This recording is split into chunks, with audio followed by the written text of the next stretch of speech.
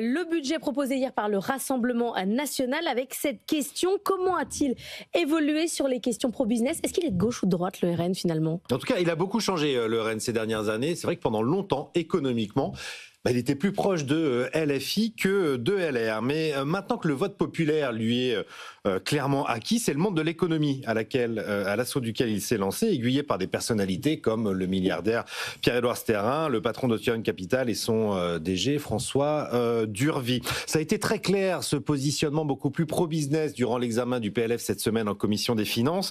Le RN s'est exprimé contre la taxe Zuckman, contre la hausse de la flat tax et pour la baisse des impôts de production.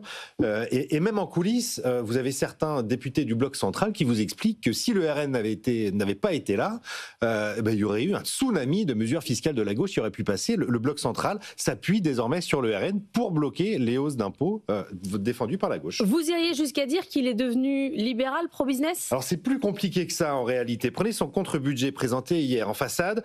Vous avez une philosophie qui est, je cite, de remettre l'État à la bonne place, arrêter les dépenses inutiles, efficaces, voire toxiques, et puis surtout répondre aux préoccupations des Français. Bon, sur papier, on achète. C'est 50 milliards de dépenses en moins, c'est 14 milliards de baisse d'impôts, quand le budget Le Cornu, lui, prévoit 14 milliards de hausse d'impôts. Ils sont presque en train de gauchiser finalement le bloc central. Sauf qu'attention, évidemment, le diable se cache toujours dans les détails. Derrière ces 14 milliards de baisse d'impôts, vous avez en réalité un choc fiscal de 31 milliards d'euros de recettes nouvelles avec un impôt sur la fortune financière et une taxe sur les super dividendes.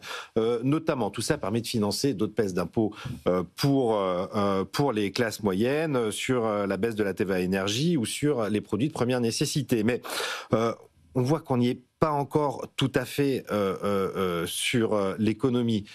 Ils sont peut-être pro-PME, mais ils sont encore anti-capitalisme, si je puis dire, puissance financière. Il y a un petit air de poujadisme, en tout cas, derrière. C'est un peu du poujadisme, effectivement, et c'est là où Jean-Marie Le Pen avait fait ses premières classes en politique, d'ailleurs. Vous vous souvenez, le mouvement de Poujade, c'était la fin de la 4e République, on a des petits airs aujourd'hui. Le ras-le-bol fiscal, et c'était un peu la payer. défense des petits commerçants qui étaient anti-impôts. Et anti-grand capital aussi. Et il y a toujours cette division en fait au sein du mouvement du Rassemblement national.